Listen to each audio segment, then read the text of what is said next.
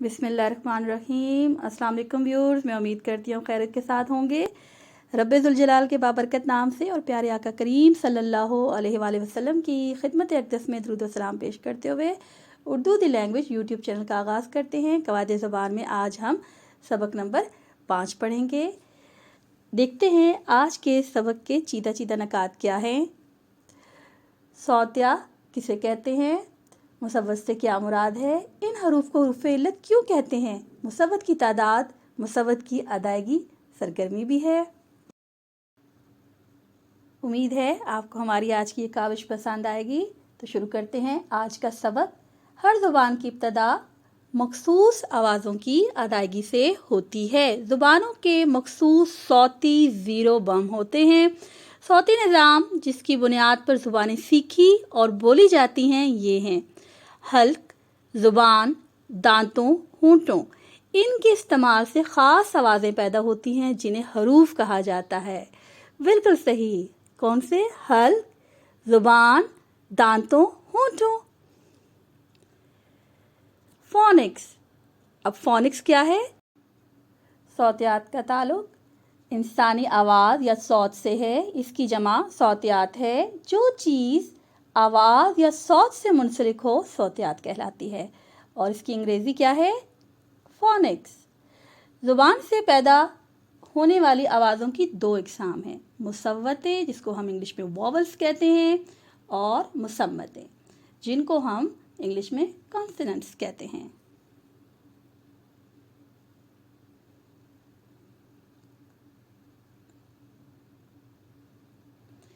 कितनी इकसाम है? मुसव्वतें और मुसम्मतें। बिल्कुल सही। ज़ुबान या आवाज़ की अलामती और तसव्वुराती निज़ाम का नाम क्या है? मुसव्वत। आज हम मुसव्वत के बारे में जानेंगे। इनको इंग्लिश में वॉवल्स कहते हैं। मुसव्वत या हरूफ इल्लत वॉवल्स हरूफ का एक मजमुआ है। जब ये दूसरे हरूफ से मिलते हैं तो इनकी आवाज़ में तब्दीली पैदा हो जाती है। बिल्कुल सही। मुसव्वतें गूंज की खला बनाने वाली सांस की हवा का बगैर रगड़ के गुजरना। यानी ये कैसे होता है? मुसव्वती आवाज़ें सांस की हवा का बगैर रगड़ के गुजरना। आवाज़ पैदा करने वाले अज़ा, इनमें अल्फाज की अदायगी के वक्त फेफड़ों से आने वाली हवा बगैर किसी रुकावट के मुंह से खारिज होती है। यानी कि इनमें अल्फाज की अदायगी नहायत आसान होती है। मुसव्वतों का दूसरा नाम हरूफ इल्लत है। जानते हैं कि हरूफ इल्लत क्यों कहते हैं, या इनको हम अलील हरूफ क्यों कहते हैं और इन्हें बीमार हरूफ भी कहते हैं। पहले हम हरूफ इल्लत से मुराद को समझते हैं। वजह या सबब। इल्लत का लफ्ज़ सबब से भी है, यानी किसी काम के करने का सबब, रीज़न या कॉज। पहली वजह जानते हैं। हरूफ इल्लत हालत बीमारी में ये वो हरूफ हैं जो बीमार इंसान बासानी अदा कर सकता है। अब जानते हैं दूसरी वजह। इन्हें अलील या कमज़ोर इसलिए कहा जाता है जैसे बीमार इंसान बीमारी में आहो बका करता है, आ, ई, ऊ की आवाज़ निकालता है। इन हरूफ की अदायगी के वक्त बिल्कुल ऐसी ही आवाज़ें पैदा होती हैं। यही वजह इन्हें क्या कहते हैं? अलील या कमज़ोर। अब मुसव्वतें दो तरह से हैं, कसीर मुसव्वत और तवील मुसव्वत। उर्दू मुसव्वतें नहायत सहल और आसान हैं, ईजी हैं। वो कैसे? मुसव्वतों की इकसाम और पहचान आपके सामने रखते हैं। मुसव्वतें दो तरह से हैं, कसीर मुसव्वतें और तवील मुसव्वतें। कसीर मुसव्वतें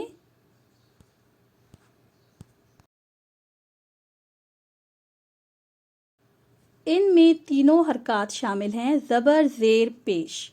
तवील मुसव्वतें इनमें तवील सूरतें हैं, अलिफ, अलिफ मदा, वाव, हमज़ा, छोटी और बड़ी ए। इनकी आवाज़ें आपको बताई जाएंगी। आ, ई, ऊ, اے کی آواز انگلش حروف کی طرح ان کی آوازیں نکلتی ہیں جو کہ نہایت سہل اور آسان ہوتی ہیں اور ہر کوئی بآسانی انہیں ادا کر سکتا ہے۔ اب ہم جانیں گے کہ عام صورت میں جو ہم اردو میں مصوتیں استعمال کرتے ہیں وہ کون سی ہیں اور کتنی ہیں؟ جی 4 ہیں۔ کون سی ہیں؟ الف، واو، چھوٹی اے اور بڑی اے۔ بالکل یہ وہی آوازیں پیدا کرتی ہیں جو ایک بیمار انسان نکالتا ہے۔ آواز کی اشکال کیسی ہوتی ہیں؟ ان کو صوتیات کہتے ہیں، فونکس کہتے ہیں۔ اب دیکھیں آ کے وقت کیسے کرتے ہیں؟ پورا منہ کھول لیتے ہیں۔ جب او کہتے ہیں تو ہمارے ہونٹ گولائی میں چلے جاتے ہیں۔ اے کے وقت ہمارے جو ہونٹ ہیں وہ پھیل جاتے ہیں اور آئی کے وقت ہلکے سی ان کا منہ کھلتا ہے۔ صوتیات کی ادائیگی اور حروف علت۔ ایک طرف ہم نے اشکال رکھی ہیں، ان کی آوازوں کے لیے الفاظ رکھے ہیں اور شیپس انگلش میں بتا دی ہیں۔ اب الف کے لیے آئی، واو کے لیے او اور چھوٹی اے کے لیے ای اور بڑی اے کے لیے اے۔ بالکل صحیح۔ اور اب ہے کیا ہے؟ سرگرمی۔ بالکل صحیح۔ ایکٹیویٹی۔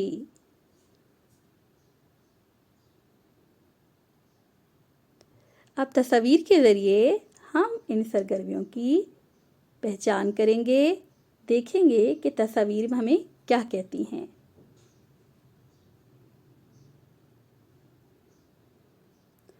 زبان یا آوازوں کی علامتی اور تصوراتی نظام کا نام کیا ہے؟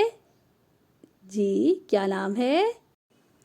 اب ہم یہاں پر دوسری تصویر کو سامنے رکھتے ہیں، غور سے دیکھیے گا۔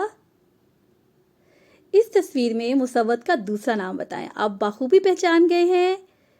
یہ بیمار ہے تو یہ کیا ہے؟ علیل حروف یا بیمار حروف۔ اب ان بچوں کو دیکھیں، عام طور پر استعمال ہونے والی مصوتیں اور ان کی تعداد کاؤنٹ کریں، گنیں جلدی سے۔ 1 2 3 4۔